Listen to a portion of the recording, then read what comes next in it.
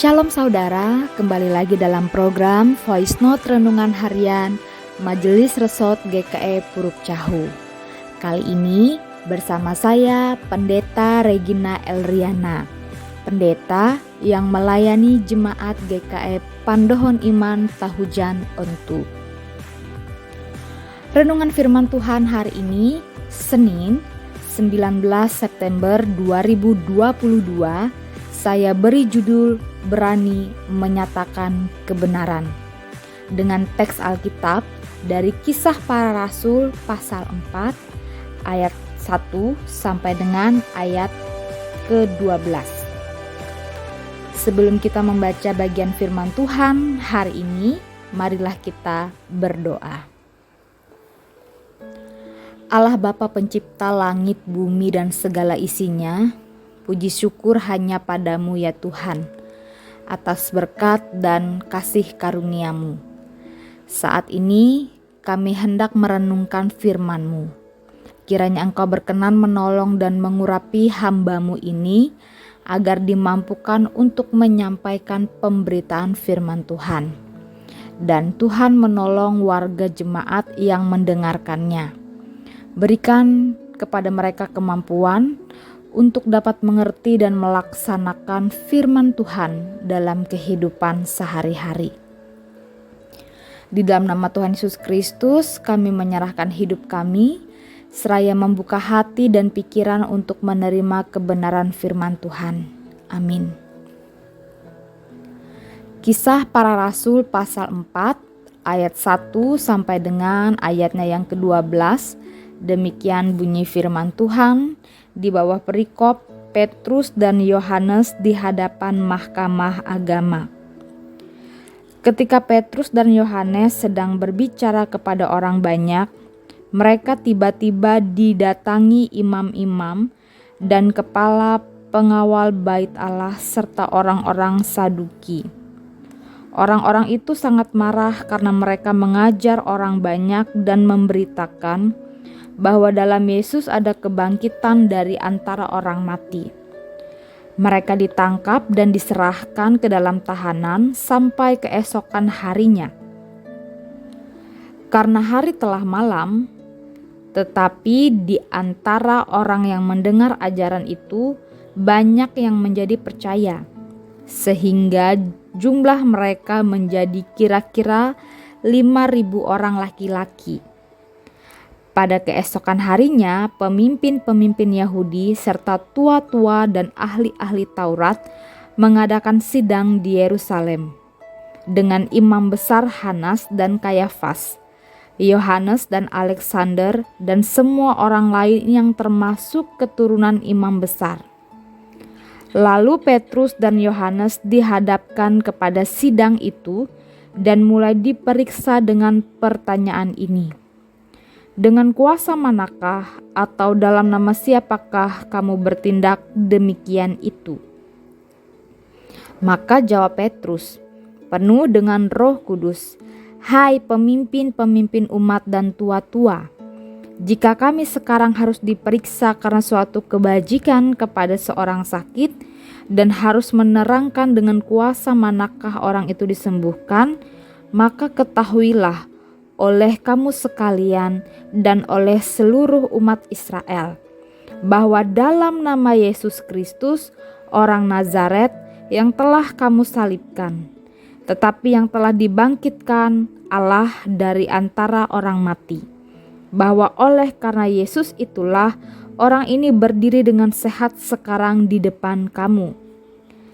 Yesus adalah batu yang dibuang oleh tukang-tukang bangunan, yaitu kamu sendiri. Namun ia telah menjadi batu penjuru.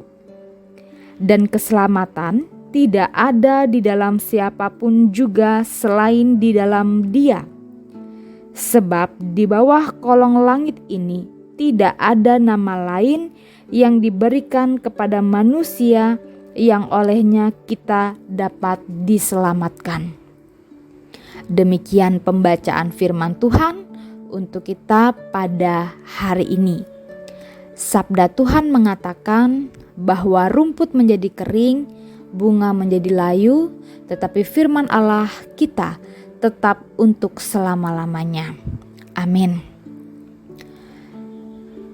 Saudara pendengar yang dikasihi Tuhan, ada sebuah pepatah yang mengatakan bahwa banyak jalan menuju Roma, yang mempunyai arti bahwa untuk mencapai tujuan-tujuan tertentu, manusia dapat meraihnya dengan berbagai macam cara.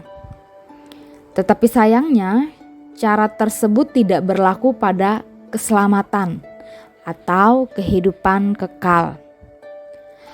Umumnya manusia pasti ingin selamat, tidak hanya sekedar bebas dari bahaya dan malapetaka, tetapi juga selamat dalam kehidupan kekal. Keselamatan dalam konteks ini tidak didapat dari upaya manusia. Hukum, ilmu pengetahuan, bahkan teknologi masa kini tidak dapat memberi jaminan keselamatan. Keselamatan hanya oleh anugerah Allah. Pada teks firman Tuhan hari ini, Petrus dan Yohanes dipakai secara luar biasa untuk mewartakan kabar keselamatan kepada semua orang. Dan orang-orang yang mendengarkan pemberitaan saat itu menyerahkan dirinya untuk bertobat. Pertobatan orang banyak ini rupanya menyebabkan Petrus dan Yohanes harus diadili oleh mahkamah agama. Mereka dilarang untuk mewartakan kabar keselamatan dan menyebut nama Yesus. Namun, bukannya mundur dan menyerah, tetapi Petrus dan Yohanes semakin giat, semakin gigih, dan semakin berani untuk melakukan pemberitaan firman Tuhan. Sebab mereka meyakini bahwa Roh Kudus Tuhan senantiasa menyertai mereka, menguatkan, menolong mereka, sehingga firman Tuhan, nama Yesus Kristus, senantiasa diberitakan sampai ke ujung bumi. Saudara pendengar yang dikasihi oleh Tuhan kita Yesus Kristus, dari teks firman Tuhan pada hari ini kita dapat memahami bahwa ketika kita memutuskan untuk bersaksi tentang Yesus Kristus, mungkin ada tantangan yang akan kita hadapi. Ada yang senang mendengarkannya, ada yang tidak menerimanya, bahkan ada juga yang menolak dengan kasar. Namun satu hal yang perlu kita tanamkan, bahwa Roh Kudus Tuhan senantiasa memberikan kemampuan kepada siapapun yang giat dalam pekerjaan Tuhan. Sadarilah, jika manusia hanya mengandalkan kekuatannya, tentu tidaklah mampu.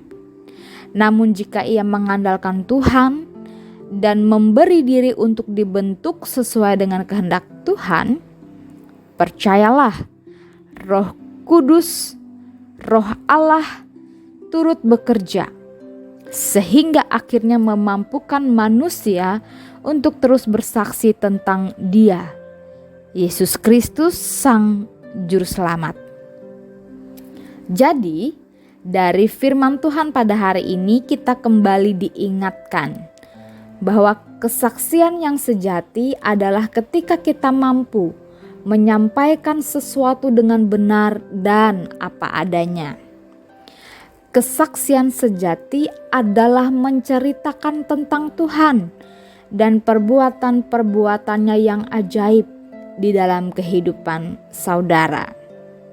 Ingat, manusia tanpa Tuhan tak berarti apapun. Selamat menikmati kebaikan Tuhan dan menceritakan karya-karyanya yang agung di sepanjang kehidupan saudara. Amin.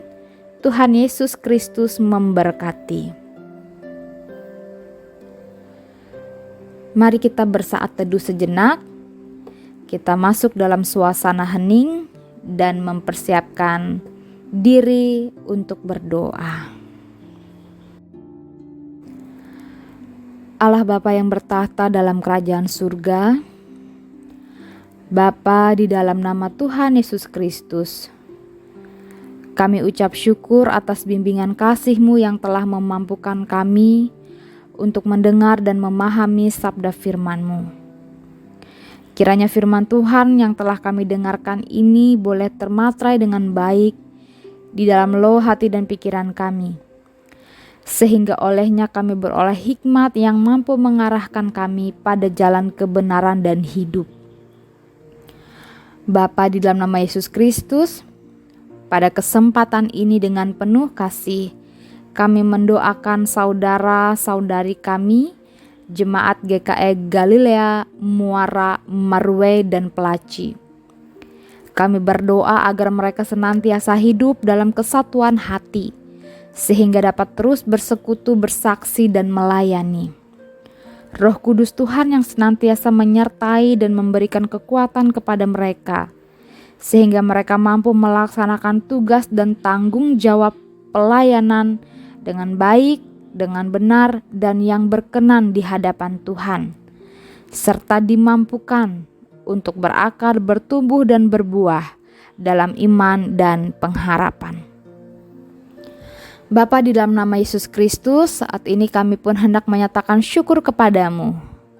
Kami bersyukur atas nafas kehidupan yang telah Engkau karuniakan bagi kami. Kami bersyukur atas kasih-Mu yang selalu menghiasi kehidupan ini. Kiranya segala hal yang telah terjadi dan yang telah Tuhan berikan kepada kami dapat membawa kami semakin dekat kepadamu. Dengan tulus dan rendah hati, kami juga doakan negeri ini. Kami doakan para pemimpin negeri ini, mulai dari tingkat pusat, provinsi, kabupaten, kecamatan, dan desa, khususnya pemerintahan daerah Kabupaten Murung Raya. Kami memohon berkat dan karunia Tuhan agar hikmat surgawi senantiasa tercurah di dalam kehidupan mereka, sehingga mereka dimampukan untuk mengemban tugas tanggung jawab dengan baik dan benar di mata Tuhan. Kami serahkan segala hal yang ada di dalam kehidupan ini hanya dalam nama Tuhan Yesus Kristus.